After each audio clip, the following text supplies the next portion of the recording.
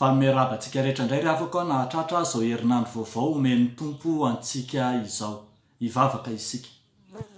Andriamanitro ny famondram-po sy ny fitiavany ianao ka mamelona mandrakariva ny fitiavanao aty anatinay ka nahatonga anay velonaina tratry ny famonjena ary nahatratra izao andro vaovao herinandro vaovao omenao sy ataonao eo amin'ny fiainanay izao.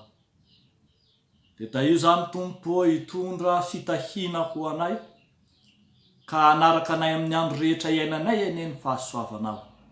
Amin'ity anio ty ary andresy hiaino ny teninao zahay, hitoetra betsaka ty anatinay zany mba hahafahanay manaraka ny sitraponao. Dia amin'ny anaranao Jesosy Kristy tomponay no anaovanay zany vavaka izany. Amen. Ny mofinaina voalahatra ho antsika ry havako amin'ity andro anio ity dia hitantsika amin'ny bokin'ny Efesiana toko 2 ny 1 hatramin'ny 10. Vakina amin'ny anaran'ny Tompo. Ary ianareo dia efa novelominy fony mbola maty ny fahadsoanareo sy ny fahotanareo izay nalehanareo fahiny araka ny fomba n'izao tontolo izao, araka ny mpanapaka ny fanjakana eny amin'ny rivotra, dia ny fanahy izay miasa ankehitriny ao anatin'ny zanaky ny tsy fanarahana. Teo amin'ireo no nitondrantsika rehetra tena koa fahiny tamin'ny filany nofontsika ka nanaovantsika ny dany nofo sy ny saina, ary araka ny toetsika dia ny zanaky ny fahatezerana toy ny sasany koa isika. Fa Andriamanitra izay manan-karena amin'ny famondram-po noho ny halehiben'ny fitiavana izay nitiavany antsika, na dia fony mbola maty ny fahadsoantsika aza isika, dia nahavelona antsika niaraka tamin'i Kristy, fahasoavana ny namonjena anareo, ary niara-natsangana isika ka niara-napetra ny any an-danitra ao amin'i Kristy Jesosy, mba asehony amin'ny andro ho avy ny haben'ny haren'ny fahasoavana amin'ny famorapanahy amintsika ao amin'i Kristy Jesosy. Fa fahasoavana no namonjena anareo amin'ny finoana, ary tsy avy aminareo zany fa fanomezana avy amin'Andriamanitra, tsy avy amin'ny asa fa andrao hisy hirehare, fa asany isika voaforona tao amin'i Kristy Jesosy mba hanao asa tsara izay namboarin'Andriamanitra rahateo mba handehanantsika eo aminy. Ray masonao manamasinanay amin'ny fahamarinana, ny teninao no fahamarinana. Amen. Ravako malala, ho ampitombona ho aminareo ny fahasoavana sy ny fiadanana avy amin'ilay Andriamanitra ray sy Jesosy Kristy tompontsika. Amen. Raha namaky tsara ny voalazan'ny mofinaina antsika androany isika ry havako, dia hitantsika fa miresaka betsaka momba ny fahasoavan'Andriamanitra ity tenin'Andriamanitra ity. Miverina indro mihitsy aza ny filazana manao hoe fa fahasoavana ny namonjena anareo ho ny voalaza. Koa misongadina eto amin'ity tenin'Andriamanitra ity araka izany ny asa sy ny hery izany fahasoavan'Andriamanitra ao amin'i Jesosy Kristy izany, ary dia tany saina eto ny loharanon'ny fahasoavana, ny asany ary ny vokany. Ny fahasoavan'i Jesosy Kristy ka hitantsika taratra amin'izany ny loharano, ny asany ary ny vokany. Voalohany ary, ny loharanon'ny fahasoavana dia ilay Jesosy Kristy manova ny fahafatesana ho fiainana. Ny loharanon'ny fahasoavan'Andriamanitra dia i Jesosy Kristy ilay manova ny fahafatesana ho fiainana. Hitantsika eo amin'ny 1 hatramin'ny 5 zany ry havako malala, resahana betsaka ao fa misy tontolo roa samy hafa izay misy andaniny ny tontolon'olombelona izay mitoetra ao anatin'ny fahafatesana, ary ankilany ny tontolon'Andriamanitra izay fiainana sy fahavelomana rahateo. eo amin'ny andininy voalohany raha manomboka ny filazana ny apôstôly Paoly dia hoy izy hoe ary ianareo entina ilazana ireo kristianina mpanompo sampy tao Efesosy izay renivohitry ny fanompo-tsampy rahateo koa lay ianareo izay mpanompo sampy izay voalaza eto dia ireo izay nitoetra tao amin'ny tontolon'olombelona.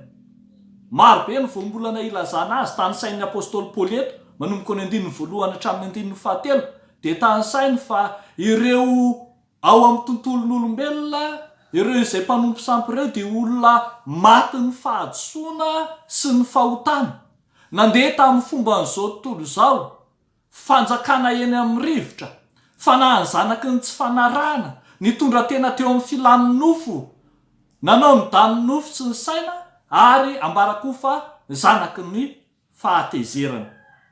Mbola toy izany apôstôly Paoly ihany zany raha miresaka izy tsy ny amin'ireo ianareo ireo ihany izay nandeha tamin'ny fanompo-tsampy fa miresaka ihany koa izy ny hoe isika zany hoe ireo olona izay mihevitra ny tenany fa efa ao anatin'ny fiangonana ireo izay efa mandeha amin'ny fahavelona dia mbola ambarany ihany koa fa olona maty ny fahadisoana eo amin'ny andininy fahaefatra sy ny andininy fahadimy. Ry havako malala na ireo izay mitoetra tamin'ny fanompo-tsampy arak'izany na izay nandeha tamin'ny fahamarinana dia veloma ao amin'ny Kristy amin'ny fahasoavana. Veloma ao amin'ny Kristy ao amin'ny fahasoavana. Zany ny voambara ao amin'ny andininy voalohany hoe ary anareo dia efa novelomina. Hamafisina eny amin'ny andininy fahaefatra sy ny fahadimy zany manao hoe fa Andriamanitra izay manan-karena amin'ny famondram-po noho ny halehibe ny fitiavana izay nitiavana antsika na dia fony mbola maty ny fahadisoana azy sika dia nahavelona antsika niaraka tamin'ny Kristy. Ry havako malala ambara mazava zany eto amin'ity tenin'Andriamanitra ity fa tsy mahavelona ny tena isika, tsy manana fiainana ho azo ho atsika isika fa tsy maintsy velomina. Ny fahasoavana lehibe indrindra avy amin'ny Kristy arak'izany no mamelona sy manangana atsika izay maty ny fahadisoantsika sy maty teo amin'ny fiainan'ny olombelona rahateo. Safidy sy finiavana maimaim-poana avy amin'ny Kristy no mahatonga atsika ho velona sy nahatonga azy hanangana atsika ho velona. Ary izany amin'ny mahafahasoavana azy dia natolo ny maimaim-poana tsy sandaina, tsy atakalo, tsy vidiana fa natolo ny maimaim-poana ho atsika. Arak'izany mazava ny fanazavan'ny soratra masina fa izay rehetra te ho velona ara-panahy dia mila mandray izany fahasoavan'i Kristy mamelona sy manangana amin'ny maty izany. Izany fahasoavan'i Kristy izany dia natolony ho an'ny olombelona, indrindra ireo izay olombelona maty moraly, maty ara-panahy, maty fisainana, maty eritreritra rehetra. Manoloana ny zava-misy iainantsika ankehitriny, manoloana ny kolikoly izay manjaka, ny fanjakan'ny tsirariny, ny fiatsaram-belatsia, ny fanaovana kely tsy mba mamindro, ny ady lasy fialonana, ny avinavim-po sy ny lolo-po, ny fijangajangana sy ny filandratsy, ny fahatezera-pona, ny halatra sy ny von'olona, eny amin'ny endriny rehetra dia aoka hahatsiaro isika fa i Kristy no mamelona, i Kristy no manahitra atsika ho amin'izany fahafatesana lalina izany.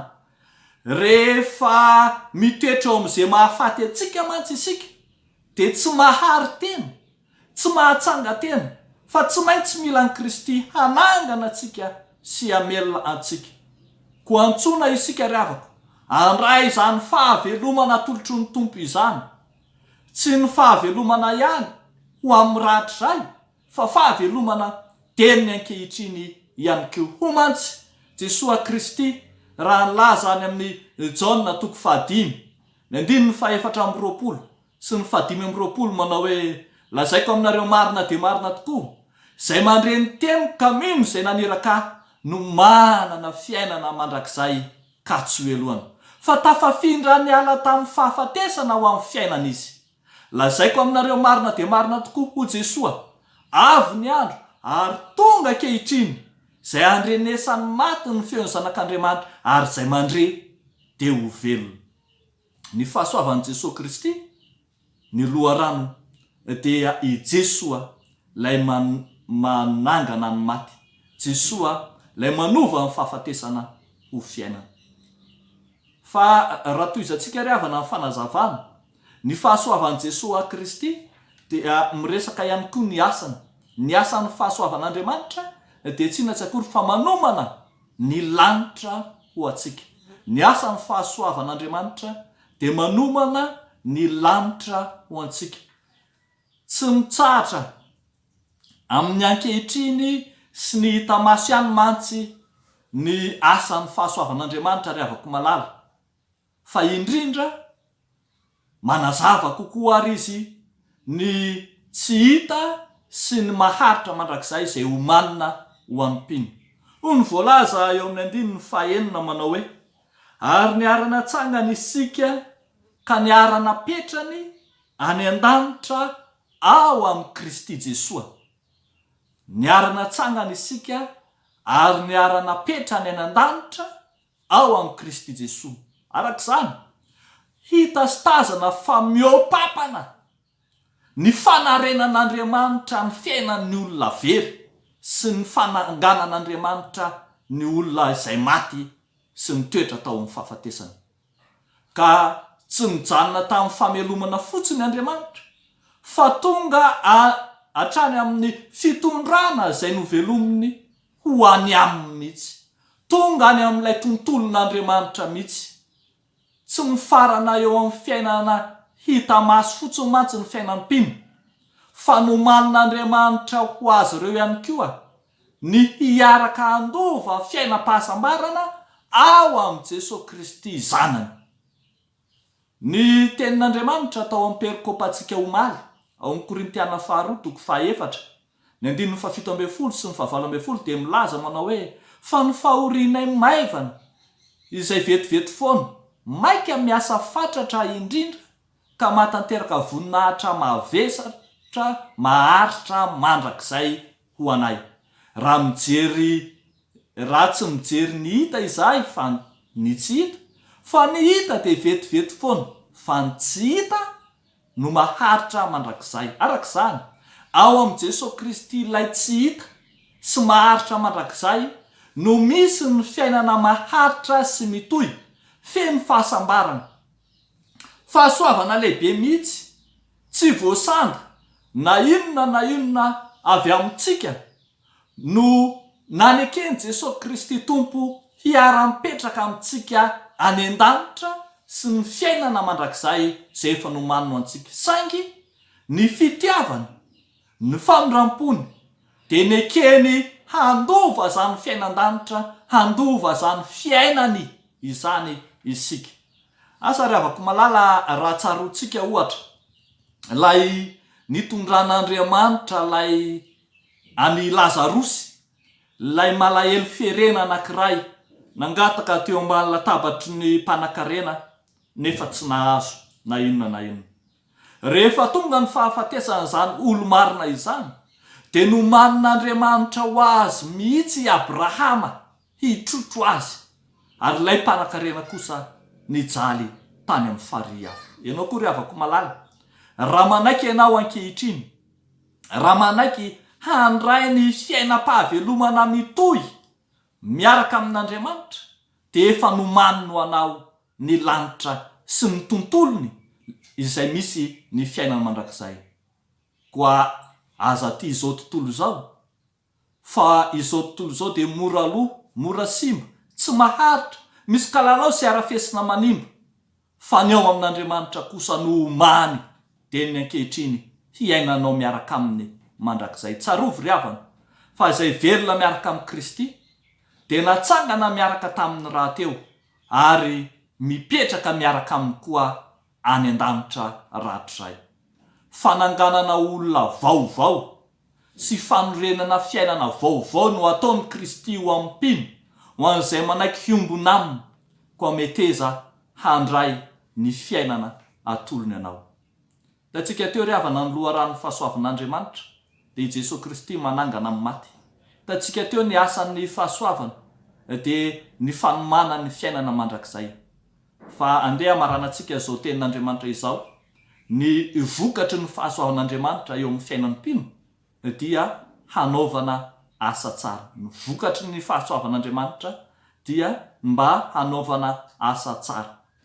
Ambara ry havako malala fa mbola io fahasoavan'i Kristy, ilay fahasoavan'Andriamanitra izay miasa ao anatin'ny mpino io ihany no miteraka vokatra tsara eo amin'ny mpino raha teo. Hoy ny 1:10 milaza manao hoe fa asany isika voaforona tao amin'ny Kristy Jesosy mba hanao asa tsara izay namboarin'Andriamanitra raha teo mba handehanantsika eo aminy.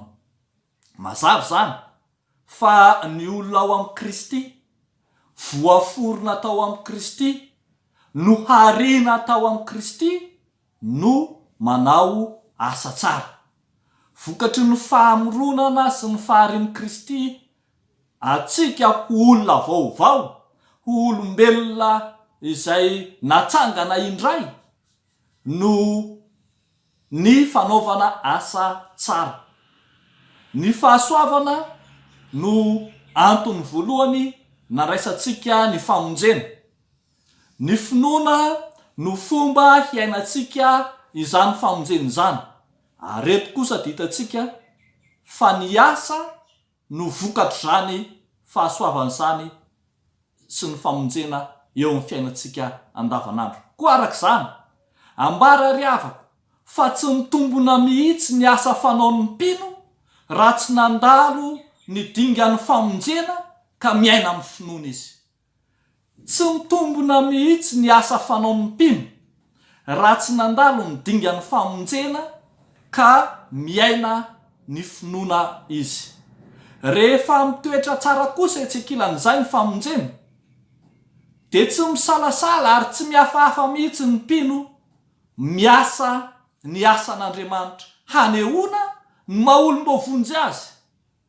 Tsy novonjena noho ny asa isika, fa miasa noho ny famonjena izay azontsika. Tsy sanatria Andriamanitra mila voatsiary mantsy ny Andriamanitsika ka mila tambiny ka hoe domy matapany mba handoherana isika, sanatria fa tena hanehoana ny fiombonana amin'Andriamanitra sy ny tontolony, hanehoana n'ilay Andriamanitra miasa eo anivontsika dia nohariny hiasa ny asa tsara raha teo ihany koa isika. Fa toy izany koa ry havako malala, ny fiainana feno asa sy fahariana izay anehoana n'Andriamanitra miasa no aseho amin'ny alalan'ny asan'ny mpino fa miasa isika. Zany anie ry havako malala, ny hevitra diso tao amin'ny Ananiasy sy Safira fahizay ao amin'ny bokin'ny Asan'ny Apôstôly no ahitantsika izany. Mba nanao asa ihany, mba nanome ho an'ny fiangonana ihany, saingy fanomezana izay heverina vokatry ny tery sy zary lasa fanamelohana sy fahafatesana ho azy mihitsy azy. Ary tahaka izany koa ny amin'ny Simona mpanao ody ao amin'ny Asan'ny Apôstôly ihany, fahasahiana tafaloatra ka zary nandrangaranga vola hividianana amin'ny fanahy masina tamin'ny apôstôly. Ary natonga ny apôstôly Petera hanana fahasahiana koa, hamaly mivantana manao hoe verezy ianao mba mivolanao, fa ndra heverinao fa azo vidiana vola ny fahasoavan'Andriamanitra. Ry havako, ny miasa ao an'Andriamanitra dia mahafoy ao anatin'ny fahafahana tanteraka. Ho mahatsiaro fa malalaka ianao manome ho an'Andriamanitra. Ho mahatsiaro fa malalaka ianao ary manana fahafahana ny miasa ao an'Andriamanitra. Amin'ny fotoana izay hahatsiarovanao fa misy ny teritery amin'ny fanaovanao ny asan'Andriamanitra, dia za ry havako dia miteny aminao, ajanony avy hatrany ny fanaovanao asan'Andriamanitra. Raha toa ka raisinao ho tery sy ziga ho anao ny fanaovana ny asan'Andriamanitra. Tsarovy ry havako, tsarovy fa tsy mila ny volanao Andriamanitra, tsy mila ny fahaizanao Andriamanitra, tsy mila ny fahalalanao Andriamanitra manana mihoatra lavitra noho izay anananao Andriamanitra. Ambara mihitsy ary fa an Jehova ny tany sy izay rehetra eo aminy. Tompon'izao rehetra zao Andriamanitra. Tsy ianao arak'izany no hanambana vola na harena na fahaizana na fahalalana na fotoana na inona ho an'Andriamanitra. Manan'Andriamanitra. Fa mitaky asa ho anao kosa izy. Asa tsara, vokatry ny famonjena, araka ny planin'Andriamanitra izay efa nomaniny ho anao. Araka nitatsika amin'ny 10 teo manao hoe fa asa ny isika voaforona tao amin'ny Kristy Jesosy mba hanao asa tsara izay namboarin'Andriamanitra rahateo mba handehanantsika eo aminy. Efa nisy planin'Andriamanitra voaomana hatao arak'izay namboarin'Andriamanitra rahateo andehanantsika eo aminy noho ny voalaza. Jereo anery avako ny nataon'ilay mpitondra tena nahantra anankiray. Raha nandatsaka farantsakely roa tao amin'ny tempoly izy, moatsy ny fananany rehetra ny natolony an'Andriamanitra, dia tanteraka tao amin'ny mihitsy ny ambaran'ny apôstôly Paoly ho amin'ny fiangonana tany Korinto manao hoe ary tsy araky ny nantenainay fa ny tenany no natolony ho an'ny tompo aloha, ny tenany natolony ho an'ny tompo aloha, dia voany anay koa no ny sotrapon'Andriamanitra. Ry havako malala, manasa antsika izany tenin'Andriamanitra izany mba handio anadiovantsika ny asantsika eo anatrehan'Andriamanitra, mba ho vomendrika ny fibebahana, mba ho asa araka ny sitrapon'Andriamanitra, mba hiasa araka ny baiko ny fahasoavana marina, fa tsy araka ny teritery na ny lalàna na satria misy fifampitondrana akory aza, fa mba ho vokatry ny fahasoavan'Andriamanitra no anaovantsika ho azy. Feno ry havana, ny fahasoavan'Andriamanitra dia mivelatra ho amin'ny mpino rehetra izay vonona handray sy hankatony famonjena atolotr'Andriamanitra antsika. Koka hiasa mahery ao anatsika izany fahasoavana izany, mba ahazoantsika koa hiasa mahery ho azy Andriamanitra. Dia n'Andriamanitra irerianiny ny voninahitra fa ao amintsika kosa ny fahasoavany. Amen. Hivavaka isika. Tompo Andriamanitra, rainay masina tsara indrindra misaotra anao zahay noho ny amin'ny fahasoavanao izay nomenao maimaim-poana, izay nanangana anay izay maty amin'ny fahazosoanay, izay manomana fiainan-danitra ao anay, ary izay mahatonga anay hiasa ny fahasoavanao. Ndreto izahay Tompo, amin'ity andro anio ity asehonay fa vonin'izay hiasa ny asanao ankitsy-po, amin'ny fanetretena, amin'ny fifaliana, noho ny famonjena izay sy ny fanavotan-dehibe izay nataonao ho anay. Dia atolotray Tompo ny momba ny tenanay rehetra, ho fanatitra velona masina sitrakao, dia fanompom-panahy mety ataonay izany. Ankininay ampelantananao Andriamanitra ary, ny fiainan'ny mpino tsiraray avy amin'ity herinandro vaovao ity, hitondra fiavaozana sy fanavaozana ho amin'ny fiainam-panahinay tsiraray avy ane izany. Amin'ny anaran'i Jesosy Kristy Tompo, nanaovanay sy angatanay izany vavaka izany. Amen.